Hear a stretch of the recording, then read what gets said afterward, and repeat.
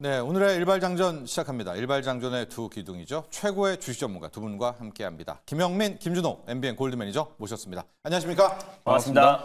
자, 이번 주 항상 이번 주 얘기를 하는데 정말 중요한 한 주입니다. 내일이면은 우리가 포함되어 있다면 트럼프 대통령의 서한을 받아볼 수가 있을 것 같고, 또 내일이면 삼성전자의 잠정 실적을 볼 수 있을 것 같고, 또 내일이면 오늘 밤 미장 열리잖아요. 테슬라의 주가까지도 맞습니다. 확인이 될 수 있습니다. 저희가 이슈 하나하나 다 준비를 했거든요. 저희와 끝까지 일발장전 함께 하시면 투자 전략까지 이슈와 함께 세워볼 수 있을 것 같습니다. 자, 준호 매니저. 네. 이런 뜨거운 한 주 속에서 오늘의 일발은 어디로 향합니까? 이럴 뜨거운 한 주와 사실 불확실성을 정말 이렇게 끝판왕. 진폭됐을 때는 사실 이제 믿을 건 그냥 실적뿐이다. 그래서 결국에 이제 하반기에 실적 성장이 기대되는 기업은 결국에 이제 뭐 정치 불확실성이라든지 아니면 또 이제 관세에 대한 어떤 리스크 여러 가지 어떤 이제 대내외 변수에도 결국 흔들림은 나올 수 있겠지만 결국 빠르게 안정을 찾으면서 시장이 정상화됐을 때는 가장 빠른 속도로 다시 한번 신고가 랠리가 나올 수밖에 없다라고 저 보고 있습니다. 그래서 그런 관점에서 오히려 이럴 때 이렇게 복잡한 시장에서는 너무 복잡하게 종목들을 생각하기보다 그냥 올해 하반기에 실적이 뒷받침되거나 실적이 정말 우상향할 수밖에 없는 성장이 담보되어 있는 기업들로 우리가 접근해 볼 필요가 있다라고 보고 있고요. 그 안에서 저는 이제 특히 피부 미용 의료기기 관련해서 가장 또 핵심 기업이라고 할 수 있는 클래시스라는 기업을 오늘 탑픽 종목으로 한번 들고 와 봤습니다. 일단 클래시스 같은 경우는 계속해서 실적 성장이 나와주고 있는 기업이고 1분기는 영업이익이 388억 원으로 전년 동기 대비해서 거의 한 46% 이상 급증했고 매출액도 771억 원으로 분기 사상 최대 매출을 달성했어요. 그러니까 한마디로 이제 클래시스 같은 경우는 딱 코로나 때 딱 한 분기를 제외하고는 매년 창사 이래 사상 최대 매출을 달성을 하는 기업이라고 보시면 될 것 같고 실제로 지금 현재 70여 개국에 또 이제 슈링크라든지 또 이제 피부 미용 의료 기기들을 공급하고 있는 기업이다. 그리고 현재 이제 주력 국가가 브라질하고 이제 태국이에요. 그러니까 사실상 브라질하고 태국이 거의 주력 매출이다라고 보시면 될 것 같은데 그 두 국가를 중심으로 이제 매출이 거의 대부분 다 발생하고 있는에도 불구하고 지금 사상 최대 매출을 매년 달성하고 있다라는 거는 올해 하반기에 이르도와 합병하고 나서 이제 미국 시장 진출을 앞두고 있는 시점이기도 하고요. 지금 중국에서도 지금 슈링크 관련된 또 이제 승인을 앞두고 있는 시점인데 중국 시장의 본격 진출도 아직 안 한 상태입니다. 그래서 유럽의 일부 국가들과 브라질과 태국을 중점적으로 지금 주력 국가로 두고 있음에도 불구하고 매년 사상 최대 매출을 달성하고 있다는 점에서 오히려 미국과 중국 시장에 이제 본격적으로 진출한다고 했을 때는 매출 성장은 거의 담보가 되어 있고 사실 미국과 중국에 진출하면은 매출의 컨던 점프도 충분히 좀 기대가 된다라는 점에서 오히려 지금 클래시스가 최근에 어떤 조정 흐름과 그리고 이제 피인수 후보로 계속해서 오랫동안 불확실성이 있다 보니까 오히려 좀 조정 흐름이 나아졌었는데 오히려 그 조정을 잘 이용한다고 했을 때는 올해 하반기에 우리가 활짝 웃지 않을까라고 저 보고 있습니다. 일단 국내 시장에서는 집속 초음파 장비로 시장 점유율 50%를 차지하고 있고요. 일단 클래시스는 이 리프팅 장비인 슈링크로 거의 대중화를 이끌었던 기업이라 보시면 될 것 같고 작년 해외 매출은 처음으로 1,000억 원을 돌파했고요. 그리고 브라질은 연간 한 400억 원을 돌파를 했고 그리고 전 세계 70여 개국에 피부 미용 의료기기를 공급하고 있는데 그냥 사실 피부 미용 의료기기의 거의 교과서 같은 기업이라 보시면 될 것 같아요. 그렇죠. 그래서 사실상 클래시스 같은 경우에 어떤 이제 매출은 거의 해외 매출이 거의 한 90% 가깝게가 되고요. 보통 자체 브랜드가 거의 한 80에서 90%를 차지하고 있고 소모품 매출은 꾸준하게 급증하고 있습니다. 이 3대 공식이 실질적으로 피부 미용 의료기기의 가장 이제 성장의 가장 핵심적인 교과서 역할을 하는 기업이 바로 클래시스다라고 보시면 될 것 같고 지난 4월달에 미국에서 이제 볼류머가 FDA 허가 획득을 한 상태고요. 그리고 사이저 같은 경우도 FDA 품목 허가를 취득하면서 미국 시장 진출을 지금 빠르게 속도를 내고 있는 과정이다라고 보시면 될 것 같습니다. 그래서 빠르면 연내에 볼류머는 미국 시장에 공급될 가능성이 굉장히 높고 그리고 실제로 미국은 피부 미용 의료기기 시장에서 거의 한 45% 점유율을 차지하고 있기 때문에 결국 미국 시장에 이제 본격적으로 진출을 하면은 사실 클래시스의 어떤 매출은 컨던 점프가 될 수밖에 없다고 보고 있습니다. 그리고 아직 이제 중국 시장에는 제가 중국 시장에 아직 승인이 앞두고 있는 시점이다 보니까 아직 진출은 본격적으로 하지 않고 있는 모습인데 이번에 지금 7월부터 본격적으로 중국인 단체 관광객이 한시적으로 허용됐잖아요. 근데 이것 또한 이제 상시적으로 좀 이제 장기적으로 연기될 가능성이 높다라고 보고 있는데 오히려 이제 7월부터 본격적인 이제 단체 여행객, 특히 이제 피부 미용 의료기기, 특히 이제 의료 건강에 대한 수요도 더욱더 확대될 가능성이 높아서 이제 우리나라 안방에서 이제 클래시스의 슈링크 매출도 계속해서 이제 급증할 가능성이 좀 높다라고 좀 보고 있습니다. 그래서 실제로 이제 여행의 어떤 흐름 자체도 이제 관광에서 이제 체험으로 바뀌고 있는 시점이고, 특히 이제 K 한류 배우들과 비슷한 또 이제 K 아티스트들의 피부와 그리고 이제 외모를 담고 싶어하는 또 특히나 이제 중국인들이 굉장히 많기 때문에 이게 이제 패키지 상품들로 계속해서 나와주고 있고요. 그리고 또 프로모션이 계속 진행되고 있는 시점이다 보니까 한국 내에서 이제 피부과에서 또 슈링크와 또 그리고 이제 다양한 국내 뭐 파마 리서치 그리고 또 이제 뭐 보톡스 다양한 이제 피부 미용 의료기기 시장 자체가 빠르게 급성장할 가능성이 높다고 보고 있습니다. 그래서 클래시스는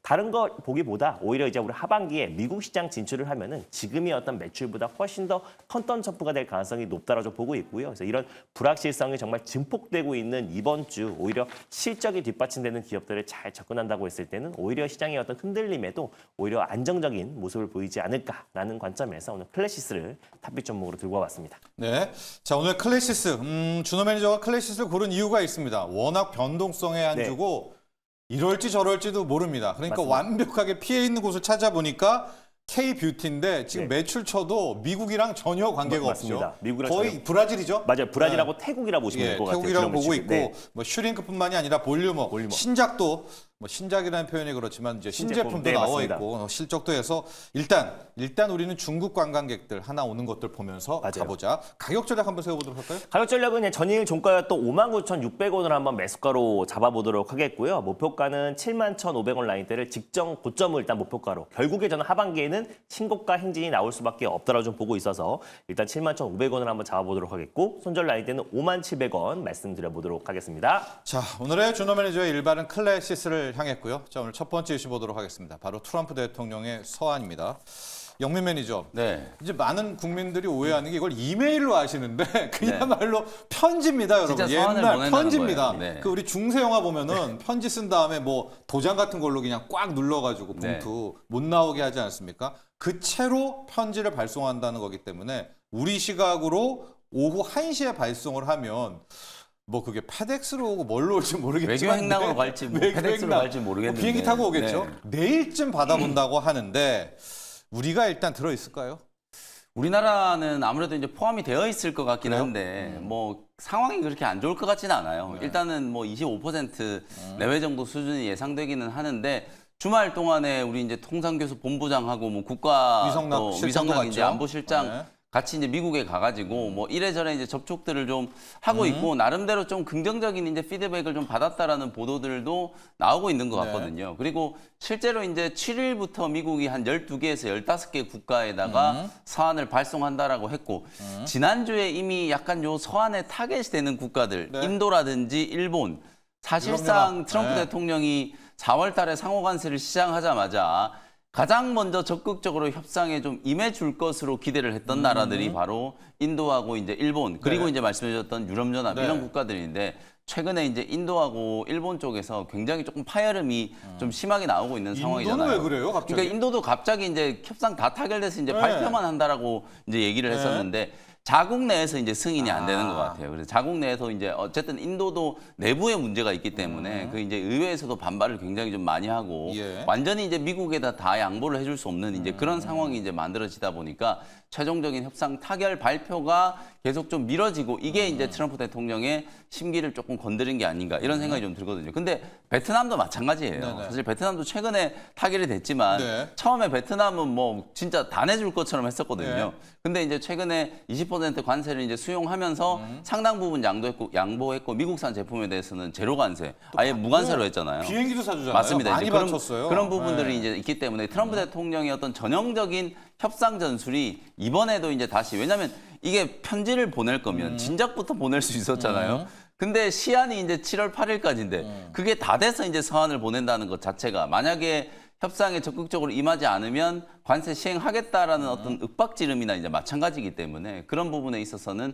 트럼프 대통령의 어떤 전형적인 협상 전술을 이번에도 다시 이제 우리가 좀 목격하게 되는 거다. 다만 저는 가장 좀 중요한 포인트는 베센트 재무장관이 이게 당장 시행된다라고 네. 얘기를 한 게 아니에요. 8월 1일부터 네. 실제로 트럼프 대통령도 새로운 관세가 시행되는 시기는 은근슬쩍 8월 1일이라고 했어요. 직접 네. 발언을 통해서 얘기를 했었기 때문에 이게 7월 8일 날 이제 상호관세 유예가 연장됐던 이제 유예가 되는 시점이 이제 끝나지만 이게 자연스럽게 그냥 8월 1일로 연장이 좀 되는 거거든요. 그러면 편지를 서한을 받는 국가들도 그 8월 1일 날 최종적으로 이제 상호관세가 시행되기 전에 굉장히 좀 발빠르게 이제 진짜 이제 8월 1일이니까 너네 협상에 적극적으로 임해야 한다. 이런 걸 이제 선전포고한 거나 마찬가지이기 때문에 그 한 2, 3주 동안의 시간 안에 우리나라도 네. 역시 이제 굉장히 그렇죠. 조금 빠르게 네. 협상을 이제 추진을 좀 해 나가야 되는 상황이다. 이렇게 이제 이해를 하시면 될 것 같습니다. 준호 매니저, 시나리오를 한번 짜 볼게요. 우리가 네. 다 불확실성이니까 일단은 우리나라가 포함되어 있다. 네. 이렇게 한번 해보고 나온 편지를 봤더니 관세율이 일본으로 예상되는 35%보다도 더 위다. 네. 40%로 가정하겠습니다. 이러면 어쩔 수 없이 이제 내일 오후장부터 이제 네. 뭐 단기 조정이 나올 네, 텐데 맞습니다. 이때 어떻게 대응을 할까요? 지금 이제 조방원, 뭐 가장 조선방산, 네. 또 뭐 휴스텔, 넥스텔 뭐 타격이라고 하는데 어떻게 하죠? 이렇게 된다면? 일단 뭐 단기적으로 이제 시장에 어떤 충격은 분명히 있을 수 있을 거라고 봐요. 그래서 그게 뭐 불확실성 해소로 바로 이제 급반등이 나올 만한 재료는 아니기 때문에 시장이 일단 충격을 받겠지만 네. 일단 지금 뭐 우리가 12개국 중에서 주요국 중심으로 이제 서한을 발송을 한 흑자국. 것으로 네. 전망되고 있기 때문에 아무래도 우리나라가 이제 포함될 가능성이 굉장히 있다. 높고 근데 다만 이제 우리 예전에 한번 1차 이제 장관급 회담이 한번 있었을 때 스캇 베스트가 우리나라한테는 그래도 굉장히 긍정적인 네. 언급이 있었잖아요. 그래서 매우 준비가 잘 돼 있었고 굉장히 흡족스러운 모습을 드러냈기 때문에 일본보다 높을 가능성보다는 좀 비슷하거나 아니면 그보다 조금 아래일 그럼 가능성이 좋죠. 현 시점에서는 네. 조금 높게 네. 점쳐 볼 수 있지 않나. 그리고 또 우리가 특수 상황이 있잖아요. 아무래도 좀 대선을 치른 지가 이제 한 달이 조금 지난 상태고 사실 물리적으로 준비할 수 있는 시간 자체가 너무나 적었었기 때문에 이런 부분들은 조금 이제 융통성 있게 그래도 한국은 어느 정도 좀 이번 달 말에 또 그리고 뭐 방미 이재명 대통령의 뭐 방미 계획도 있다라는 한미 얘기도 정상회담이요? 네, 한미 정상회담 네. 기대감도 좀 높아지고 있는 시점이다 보니까 그랬을 때 이제 한국 같은 경우는 지금 이제 특수 사항을 좀 고려해서 약간은 좀 유예할 가능성. 근데 이미 지금 뭐 8월 1일 날 사실상 이제 상호관세 발효 시점을 스캇 베스트가 이미 언표한 상태다 보니까 실제로 지금 이제 불확실성이 바로 당장 이번 주 7월 9일이 아니라 8월 1일까지 좀 연기됐다라는 부분은 그래도 한시름 좀 마음을 놓을 수 있는 부분이 아닌가 좀 보고 있습니다. 그래서 관세 발효 시점 자체가 조금 이제 한 달 정도는 있지만 일단 그때까지는 불확실성이 계속 좀 이어질 가능성이 높지만 그래도 어느 정도 우리가 첫 번째 스캇 베센터의 어떤 협상을 통해서도 좀 긍정적인 얘기들. 그러니까 우리가 이미 좀 일본을 보면서 어떤 식으로 우리가 준비를 해야 될지 그리고 미국이 뭘 원하는지는 우리가 사실 잘 알고 있는 시점이다 보니까 오히려 지금 주 초반에 이 불확실성과 서한은 사실상 굉장히 높은 관세율로 서한이 작성될 가능성이 높다라고 네네. 봐요. 그래서 트럼프의 어떤 특성상 일단 관세율을 최대치로 높인 상태에서 발송을 하고 그리고 오히려 더 압박 수위를 높인 다음에 오히려 양보를 얻어내는 전술이 우리가 익히 많이 경험을 해봤기 때문에 일단 서한에서는 일단 관세율이 굉장히 높게 점쳐지고 근데 그게 아마 최악의 시나리오일 것이다. 거기서 이젠 서서히 관세율이 낮춰질 협상을 통해서 낮춰질 일만 네. 남은 거지 오히려 그래서 이제 관세를 받고 나서 시장이 흔들렸을 때가 오히려 그때는 받을까요? 어느 정도 그때가 이제 단기 저점이 아닐까. 그래서 그 이후에 이제 협상을 하면서 서서히 이제 완화되고 관세가 조금 이제 낮춰지고 그리고 또 이제 우리가 철강이라든지 자동차, 반도체 관련된 관세에 대한 어떤 완화 기대감까지 높아진다고 했을 때는 오히려 이번 주 초반이 불확실성이 가장 증폭되고 또 관세율, 상호 관세율도 가장 높게 점쳐지는 이번 주 초반이 어떤 증시의 어떤 변동성이 가장 확대되는 주간이 아닌가라고 보고 있어서 오히려 이번 주에 그 관세를 확인하고 나서 그 다음에 우리가 저가 매수로 오히려 접근하는 게 조금은 더 안정적이고 공포의 매수해라의 어떤 이제 에서도 가장 이제 핵심적인 역할이 되지 않을까 보고 있습니다. 영민이죠. 그래서 지금도 좀 프리마켓에 보면 이제 단알 같은 것들 말이에요. 지금 급등하고 있지 않습니까? 아예 이번 한 주는 배당주라든가 아니면 이제 이재명 이제 정부 친정책 정부주로 그냥 완전히 좀 피신해 있고 그렇죠. 변동성이 워낙 크니까 그동안의 주도주를 조금만 더 애타지 말고 좀 놔두자 이런 의견도 있거든요. 오히려 투자 이제 전략을 한번 보죠. 조금 더 내부적으로 그냥 아예 대외적인 영향을 안 받는 이제 그런 정책주들 중심으로 이제 네. 좀 움직이고 아무래도 지수가 조금 이제 흔들리면 또 테마성이 좀 짙은 종목들 그렇죠. 쪽으로 네. 단기 수급이 네. 이제 좀 움직일 수밖에 없기 때문에 스테이블 코인 관련된 종목이라든지 또 에너지 관련된 종목들, 소비 요런, 쿠폰. 소비 네. 쿠폰 관련된 종목들 이런 종목들 쪽으로 아무래도 이제 좀 수급이 좀 쏠릴 가능성이 높고 그 다음에 상법 개정안 시행되고 나서 지주사나 일반 금융사들 같은 경우에는 조정이 한번 좀 들어왔지만 예. 그동안에 이제 부각이 안 됐었던 한국전력이라든지 한국가스공사, 그렇죠. 그다음에 중소형 지주사들 중에서도 아직도 이제 PBR 0.8배가 안 되고 배당 성향도 한 20% 30%밖에 안 되는 기업들은 울며 겨자 먹기로 배당 성향 지금 45% 이상까지 끌어올려야 된단 말이에요. 근데 그런 기업들을 아마 열심히 좀 찾아서 이번 주 초반에 이제 투자 대안으로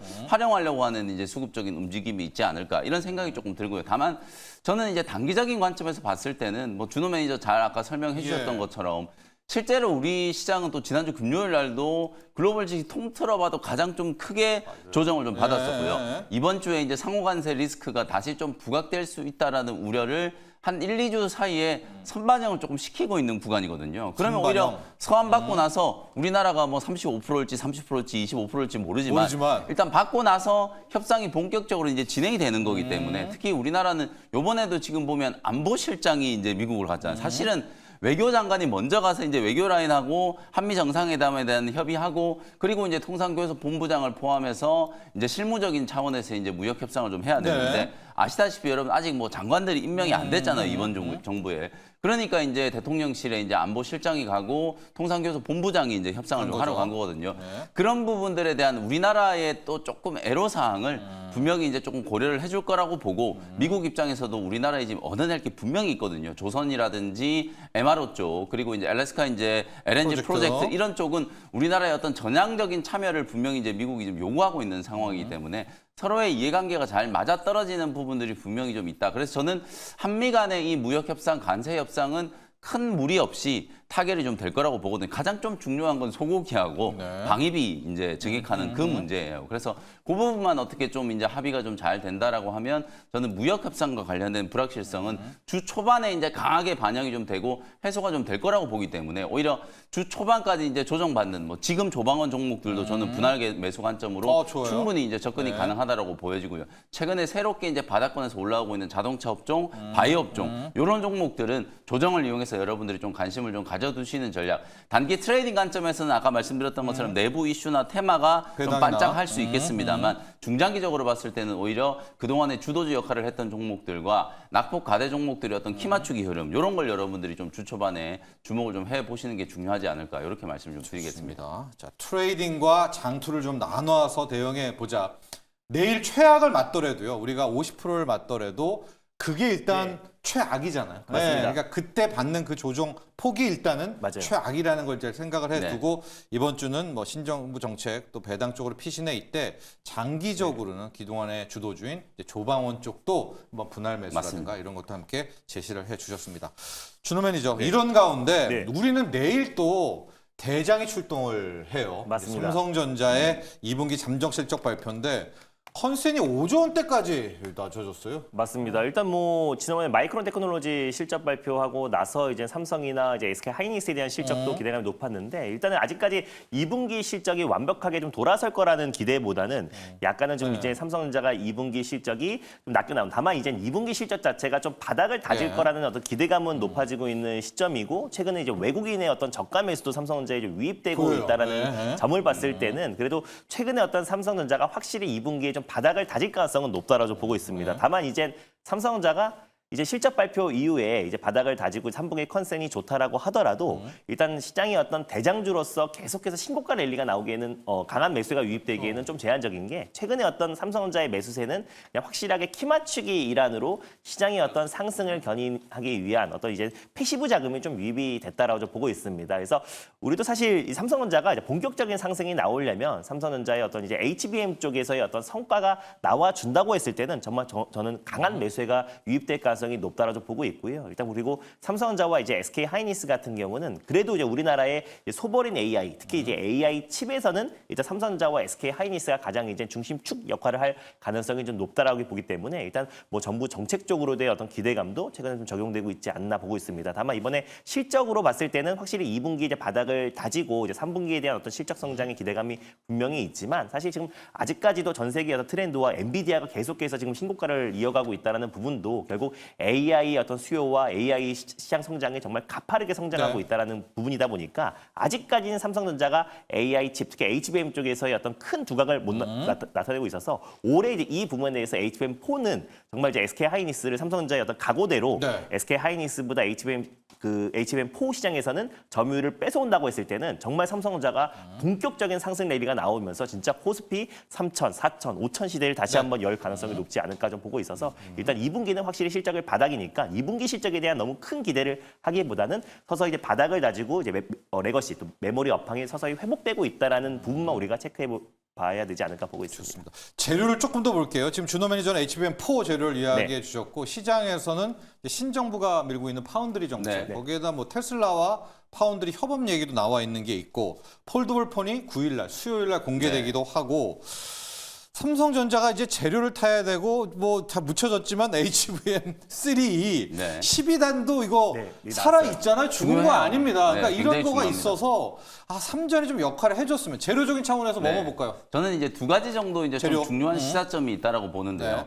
일단은 뭐 많은 분들이 공감하시겠지만 삼성전자는 뭐 아무리 폴더블 폰, 뭐 가전 요쪽에서 좋은 얘기가 나와도 결국은 주가를 들어올리는 요소는 반도체 쪽, 반도체. 이제 파운드리나 메모리 그리고 네. 이제 HBM 쪽 요쪽에서 이제 긍정적인 얘기가 나와야 그게 이제 주가 상승의 이제 원동력이 된다. 실제로 삼성전자 주가는 여전히 지금 코스피에서 영향력이 가장 많이 높은 뭐 과거에 비해서 이제 줄어들긴 했습니다만 15% 후반에 지금 이제 15% 이제 네. 이상의 코스피 시장에 이제 점유율을 갖고 있는 상황이기 때문에 인덱스 수급의 또 역할을 무시할 수 없는 상황이긴 하거든요. 그래서 주가가 당연히 이제 올라갈 때는 이런 이제 인덱스 수급의 이제 역할도 있고 업황이라든지 실적에 대한 부분들도 이제 같이 작용을 한다라고 보시면 되는데 아직까지는 삼성전자의 어떤 개별 어떤 모멘텀, 뭐 실적이라든지 이런 걸로 이제 주가가 올라가고 있는 단계는 아닌 것 아니죠. 같아요. 실적에 대한 부분들도 네. 2분기가 원래는 6조 원 중후반이 예상이 됐었다가 지금 실적 발표가 도래하면 도래할수록 지금 5조 원 후반까지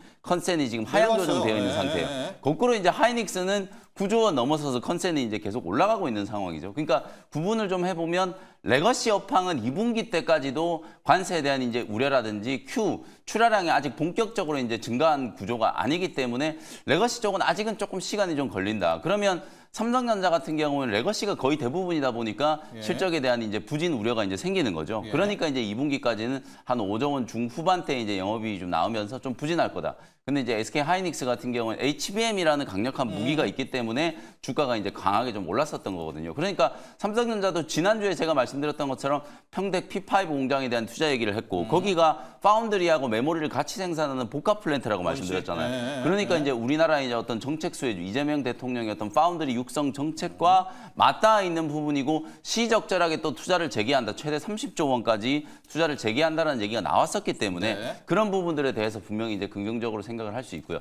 저는 HBM4는 어차피 내년 하반기나 돼야 루빈에 이제 탑재한다 만다 이런 얘기들이 이제 본격적으로 나올 거기 때문에 생산에 대한 준비는 하고 있습니다만 당장 급한 건 일단 HBM3 이 12단 엔비디아 이제 컬을 통과하는 거. 물론 뭐 이게 이미 얘기가 작년부터 워낙 많이 나와 있던 상태여서 이거 나온다고 주가 올라가겠나 하는 생각들을 많이 갖고 계시겠지만 어쨌든 이게 일이라는 게 과정이라는 게 있잖아요. 3, 2, 12단이 통과돼야 HBM4에 대한 이제 기대감도 시장이 좀 높아질 수 있는 거기 때문에 이걸 당장 뛰어넘어서 바로 HBM4에서 뭔가 이제 결과물을 보여준다? 저는 그건 힘들다라고 보거든요. 그래서 어쨌든 엔비디아의 공급망 안에 조금 더 발을 깊숙이 좀 들이고 이제는 3분기 안에는 반드시 이제 HBM3 이 12단 퀄 통과하고 엔비디아 이제 본격적으로 공급을 한다. 그러면 우리가 이제 HBM4는 얘기가 좀 달라질 수 있지 않을까? 하이닉스하고 한번 정면 승부 한번 해볼 수 있지 않을까? 이런 기대감까지도 이제 좀 생길 수 있는 부분이기 때문에 실적 발표 이후에 3분기 안에 HBM3 이 12단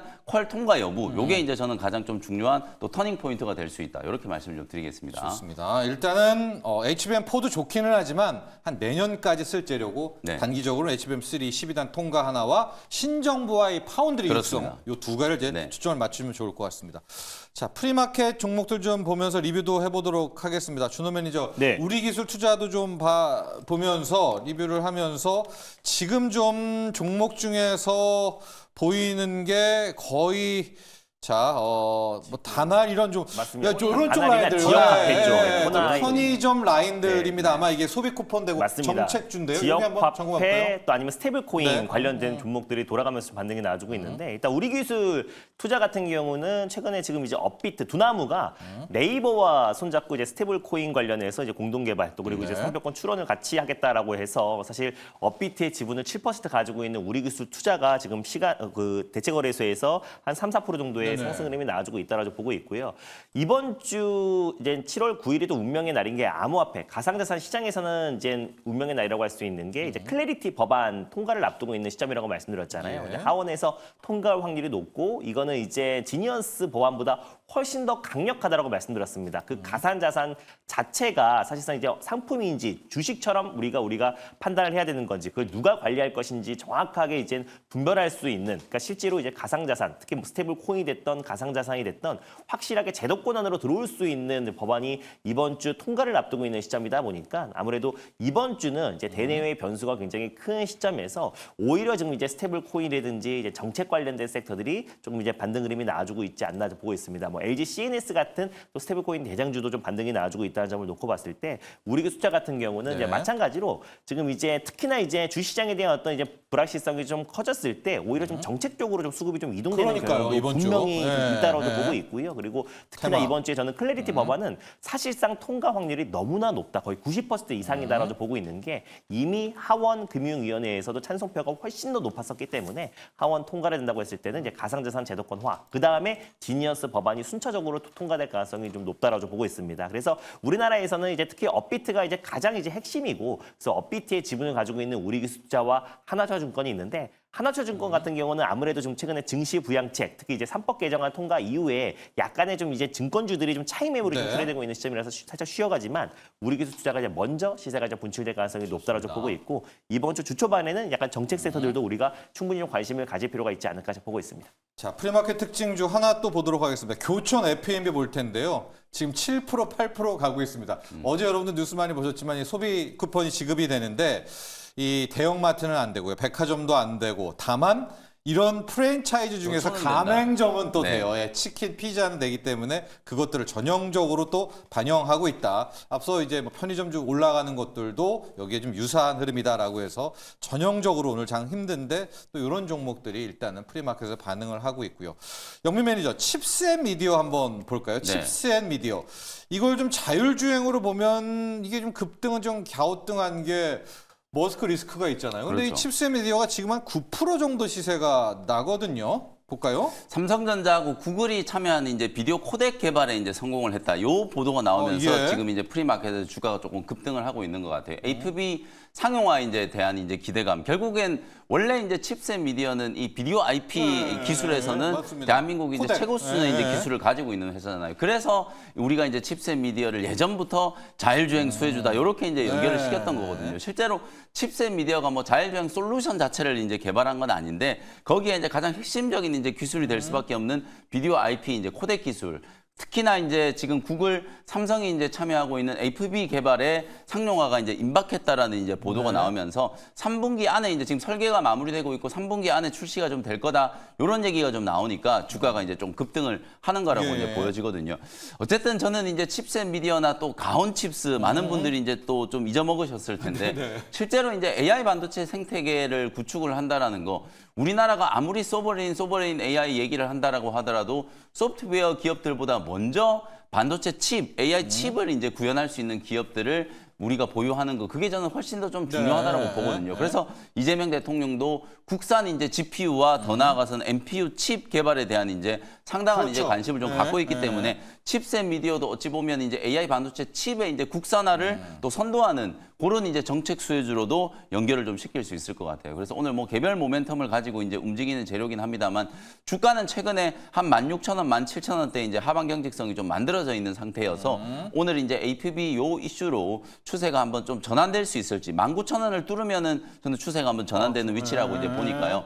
프리마켓에서 좀 강하게 움직이고 있는 포인트를 가격적으로 봤을 때는 한 19,000원 정도 요 자리를 이제 뚫어내는지를 좀 지켜보시면서 대응을 해보시면 되겠습니다. 네, 자 프리마켓 특징주 지금 조선 방산이 역시 불확실성 때문에 힘든데요. 준호 매니저가 대표적으로 우리 한화 시스템 한번 보도록 하겠습니다. 네. 한화 시스템은 방산이기도 하지만 필리조선소의 네. 또 대형 주주이기도 하고 조선도 엮여 있고 육각형인데 5만 원대가 깨질 수도 있을 것 같아요. 맞습니다. 네. 일단 뭐 저는 하나 시스템도 그렇고 이제 특히 뭐 조선도 방산도 조방원 섹터는 사실 최근에 어떤 이제 차익 매물이 좀 출회되고 있는 시점은 맞지만 결국에 이제 이번 주에 이제 관세에 대한 불확실성도 좀 해소가 되고 나면은 결국에 다시 한번 전 저가 매수가 유입될 수밖에 없다고 보고 있습니다. 그래서 결국에 저는 이 키 맞추기 이란으로 인한 최근에 어떤 이제 조방원의 어떤 차익 매물 출회와 외국인의 어떤 매도 물량은 분명히 있었지만 오히려 이 흐름이 완전히 끝났다라고 절대 보고 있지 않아요. 특히 이제 방산 같은 경우도 이제 마찬가지로 이제 결국에 이제 유럽 쪽에 어떤 이제 추가 수주가 좀 계속 이어지고 있는 시점이기도 하고요. 또 실제로 이제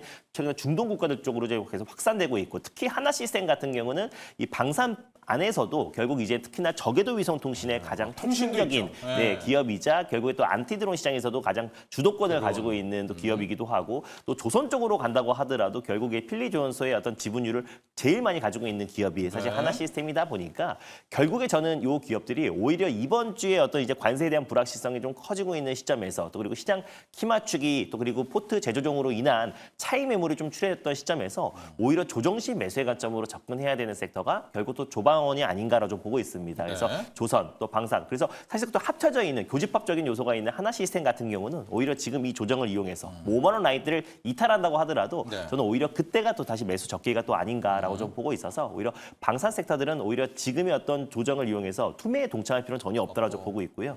오히려 이 조정을 이용해서 저가 매수의 기회로 좀 삼아야 되는 시점이 아닌가 좀 보고 있습니다. 신규 이제 진입하려는 분은 이제 내일 편지 확인을 맞습니다. 타점 잡을까요? 네. 타점 잡아야 되고 아니면 오늘부터라도 오늘부터라도 분할로 좀 분할로. 접근하는 것도 나쁘지 않다라고 좀 또 보고 있어요. 변수가 오늘 밤 있을 수가 맞습니다. 있으니까. 네. 자, 바이오 쪽 가보도록 하겠습니다. 영문 매니저, 네. 오늘 그나마 좀 피할 수 있는 게 앞서 우리 클래스 같은 뷰티도 봤지만 바이오도 뭐 나름 피난처가 네. 될 수도 있을 것 같고 셀트리온 리뷰를 해주시면서 가장 많은 지금 질문이 있는 ABL 바이오 재료까지도 함께 설명 네. 부탁드릴게요. 셀트리온이 지난주에 딱 소개해드린 날 이제 장대항공 만들면서 이제 맞아요. 바닥을 조금 이제 탈피를 예. 하고 그러고 이제 3거래일 연속으로 이제 살았어요. 상승 마감을 네. 했어요. 그리고 오늘 지금 프리마켓에서 약간 좀 누르고 있긴 합니다만 하반기 때부터 이제 미국은 다시 이제 생물 보안법을 그거죠. 이제 재추진한다. 네. 제가 말씀드렸던 것처럼 이제 감세한 물론 이제 일론 머스크가 뭐 아메리카당을 창당한다 그래가지고 요게 이제 조금 미국에서는 좀 시끄러운 이슈가 될 것 같긴 한데 대규모 이제 감세한 법안이 이제 통과가 됐기 때문에 사실상 이제 다음 수순으로는 생물보안법을 가지고 또 중국을 압박하는 이런 이제 카드들을 좀 준비를 할 거기 때문에 하반기 때 이제 생물보안법의 이슈 그리고 이제 셀트리온은 말씀드렸던 것처럼 진펜트라의 매출이 이제 본격적으로 하반기 때부터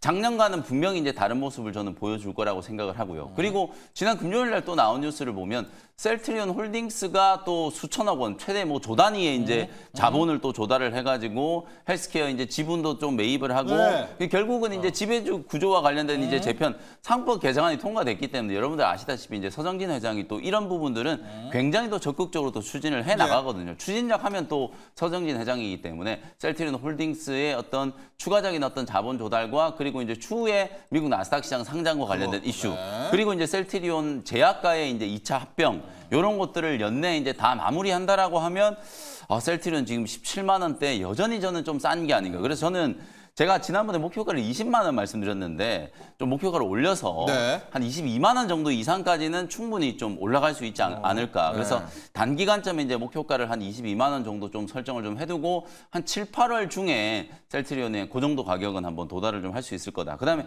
ABL 바이오는 또 다시 뭐 또 오버행과 관련된 이제 그런 이제 또 논란이 좀 불거지고 있는 것 같은데 여러분들 아시는 것처럼 ABL 바이오가 급등하기 직전에 여러분들 아마 다 기억하실 거예요. 이 시간에서도 앵커님이 딱 저한테 질문하셔가지고 제가 답변을 드렸던 기억이 나거든요. 지난 이제 1분기 때 ABL 바이오의 2대 주주가 블록딜을 해가지고 뭐 털고 나간다 그러면서 이제 또 바이오 무너지나 이런 걱정들 많이 했었는데 그러고 난 이후에 주가가 조금 더 밀리긴 했습니다만 그 이후에 어마어마한 이제 4조 원짜리 빅딜 계약 나와가지고 주가 이렇게 대폭등을 했단 말이에요. 그래서 저는 결국에는 팔고 나갈 사람들은 결국 팔고 나가고 그 팔고 나가는 걸 블록딜 물량으로 만약에 이제 누군가가 받아간다라고 하면 새로운 이제 수요자가 이제 진입을 하는 거나 마찬가지이기 때문에 우리가 이제 오버행 이슈 때문에 기업 가치 자체를 의심할 필요는 없다. ABL 바이오가 됐던 뭐 알테오진이 됐던 갖고 있는 뭐 자사주를 매각하는 경우도 있을 수 있고 또 2대 주주, 3대 주주로 올라와 있는 뭐 사모펀드나 투자펀드에서 지분을 일부 매각하고 나간다 이런 경우들이 분명히 전환주들. 있을 수 네. 있기 때문에 네. 그것 때문에 이제 기업 가치가 저는 훼손된다라고 절대 보지 않거든요. 그래서 ABL 바이오가 아마도 지난 금요일에 다른 기업들보다 조금 많이 빠진 건 이제 그런 이유들 루머가 또 돌면서 이제 빠졌다라고 보기 때문에 저는 오히려 6만 원 초반까지 ABL 바이오 빠지면은 굉장히 좀 좋은 매수 기회다. 금리와 관련된 이제 불확실성이 조금 부각되고 있긴 합니다만 하반기 때 뭐 저는 최소 2차례 이상 연준이 금리 인하 반드시 한다라고 이제 보기 때문에 뭐 그런 부분들도 오히려 단기적으로 좀 조정받고 있는 제약바이오 기업들에게는 매수 기회가 좀 될 수 있다. 이렇게 이제 말씀을 좀 드리겠습니다. 자, 셀트리온 목표가를 일단 영민 매니저가 올렸습니다. 하나만 건드려주면 진펜트라마 하나만 맞습니다. 터져도 이게 좋겠고요. ABL 바이오 같은 경우에 지금 1,400억 규모의 전환 우선주 오버행 우려인데 펀더멘탈을 흔드는 것은 아니기 때문에 일단 좀 저가 매수 쪽으로 네. 방향성을 잡아줬고요. 일발을 바로 가죠, 영민 매니저. 네네. 오늘의 일발을 어디로 향할까요? 오늘은 오랜만에 또 이제 시장이 아무래도 이제 주도 업종 교체에 대한 이제 얘기들을 많이 하고 있잖아요. 많이 나와요. 그러니까 지금 조방원이 이제 빠지고 하반기 때 또 뭔가 새로운 게 나온다 이렇게 얘기들을 많이 하는데 그럼에도 불구하고 저는 새롭게 이제 다시 한번 여러분들이 좀 관심을 좀 가져야 되는 주도 업종 AI, 소버린 AI와 관련된 이제 가장 대표적인 정책 수혜주 솔트룩스를 오늘 다시 한번 네. 공략을 좀 해보도록 하겠습니다. 4월 초에 중순인가 여러분들께 소개를 해드리고 주가가 거의 뭐 따따블이 났어요. 2만 원대에 이제 말씀드렸던 주가가 거의 뭐 6만 원 근처까지 이제 급등을 했는데 예. 솔트룩스는 여러분들 잘 아시는 것처럼 루시아라고 하는 어떤 자체적인 생성형 AI 모델을 이제 보유하고 있는 국내 이제 몇 안 되는 기업, 대화형 이제 인공지능 기술이라든지 또 최근에는 이제 AI 검색 엔진 개발에도 굉장히 좀 적극적으로 참여를 하고 있는 기업이다. 제가 왜 7월 달에도 이 소버린 AI 관련된 종목들 좀 보셔야 된다라고 말씀을 좀 드리냐면 아직 국가대표 AI 기업의 선정이 안 끝났단 말이에요. 예. 많은 분들은 그럼 또 국가대표 AI 기업 선정되고 나면은 이거 세론 되는 거 아니냐 이렇게 생각하시는 분들이 있을 수 있는데 예. 만약에 주가가 지난 6월 달처럼 급등하고 있는 상황에서 그게 발표가 되면 당연히 이제 세론이 세론인데. 재료가 되는데 지금 다 경고 딱지 한 번씩 붙이고 고점 대비 30%씩 다 조정을 또 받은 상태거든요. 예, 예. 그리고 나서 이 국가대표 AI 기업에 만약에 선정된다라고 하면 최장 3년간 국가에서 지원하는 GPU, 인력, 데이터 이런 것들을 모두 다 이제 활용할 수 있는 기업이 되는 거고 특히 국가가 주도하고 있는 소버린 AI 사업 앞으로 이제 공공 부문에서 발주가 굉장히 많이 나올 거라고 말씀드렸잖아요. 그 프로젝트에 직접 참여할 수 있는 권리를 이제 획득하는 거나 마찬가지이기 네. 때문에 사실상 제가 말씀드렸던 것처럼 네이버와 카카오 기업들은 당연히 국가대표 AI 기업이에요. 근데 선정. 이 정책의 어떤 취지를 감안해 봤을 때 GPU를 지원해주고 인력도 지원해주고 빅데이터에 대한 어떤 접근 권한을 또 늘려주고 이런 것들은 사실은 이제 자금력이 좀 부족한 그런 이제 이런 중소형 기업들이 지원의 이제 취지에 저는 더 걸맞다라고 이제 보거든요. 그런 측면에서 봤을 때는 솔트룩스라든지 코난 테크놀로지, 한글과 컴퓨터, 뭐 이스트소프트 이런 기업들이 계속 후보 종목으로 이제 물망에 좀 올라가 있는 상태이기 때문에 만약에 선정이 좀 된다라고 하면 상당한 자금 지원과 아까 말씀드렸던 이제 인프라에 대한 접근할 수 있는 권한, 최종적으로는 정부를 상대로 수주를 따낼 수 있는 굉장한 이제 또 기회를 부여받게 되는 거기 때문에 저는 기업 가치에 있어서도 상당한 이제 변화가 예상된다. 그리고 이제 최근에 여러분들이 이제 조금 주목을 좀 해봐야 되는 부분들이 실제로 이제 우리나라뿐만 아니라 많은 이제 국가들이 뭐 소버린 AI 얘기들을 좀 하고 있는 상황이긴 하거든요. 제가 이제 사진을 좀 준비를 해왔는데 예. 공공 부문의 이제 발주와 이제 수주 규모가 얼마나 이제 빠른 속도로 이제 늘어나는지를 제가 한번 좀 비교를 좀 해드려 보고 싶어요. 지금 보시는 것처럼 공공 부문의 이제 AI 소프트웨어 구축 사업이 얼마나 빠르게 작년과 올해 지금 상반기까지를 이제 비교한 거거든요. 근데 지금 벌써 숫자가 보시면은 건수는 일단은 사실상 거의 한 40% 이상 이제 급증을 할 걸로 지금 예상이 좀 되고 사업 규모 자체는 2배가 넘게 늘어나요. 그러니까 예를 들어서 쉽게 얘기하면 100억짜리 프로젝트를 원래 이제 평균적으로 했다라고 하면 이제는 발주되는 프로젝트 규모 자체가 200억, 300억 이렇게 이제 늘어난다라는 거거든요. 그게 정부에서 이제 예산을 공격적으로 이제 투입하는 효과라고 이제 볼 수 있기 때문에 이렇게 정부에서 이제 구축하는 AI 소프트웨어 이제 사업의 프로젝트의 건수도 늘어나고 규모도 이제 계속 늘어나고 있는 상황이기 때문에 특히나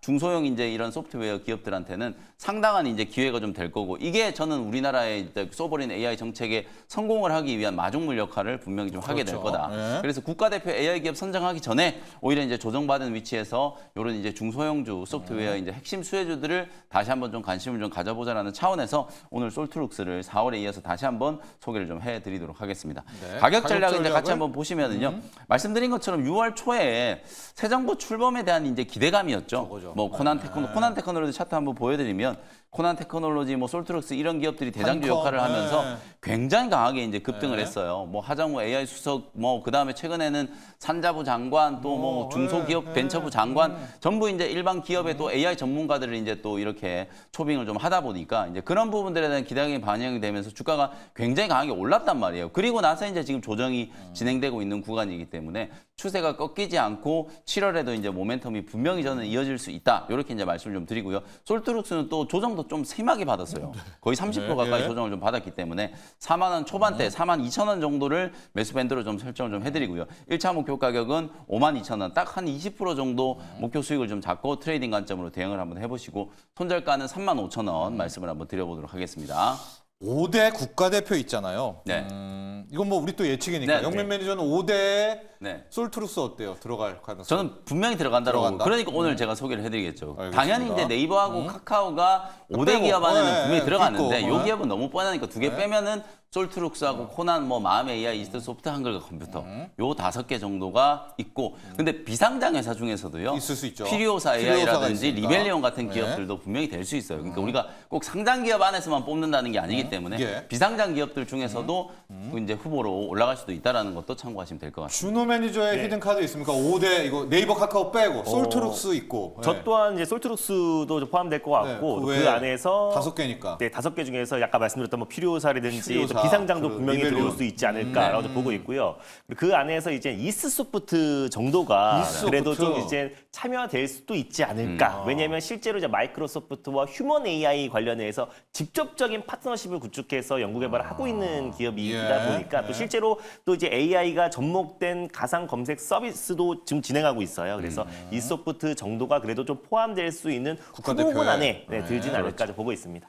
자, 오늘 저희가 왜 이야기를 하냐면 지금 장이 아마 트럼프 편지 때문에 쉽지 않을 것 같아요. 네. 그래서 앞서 이제 준호 매니저의 일발도 KBT 쪽의 클래시스 쪽 맞습니다. 완전히 좀 동떨어진 쪽으로 네. 갔고 영 매니저 솔트룩스는 또 우리만의 네. 신정부 정책의 국가대표 AI 쪽으로 갔거든요. 오늘 내일 또 이번 주는 변동성의 한 주입니다. 좀 피난처를 찾아서 공략하면 좋을 것 같아요. 자, 일발장전 여기까지 하겠습니다. 감사합니다. 고맙습니다.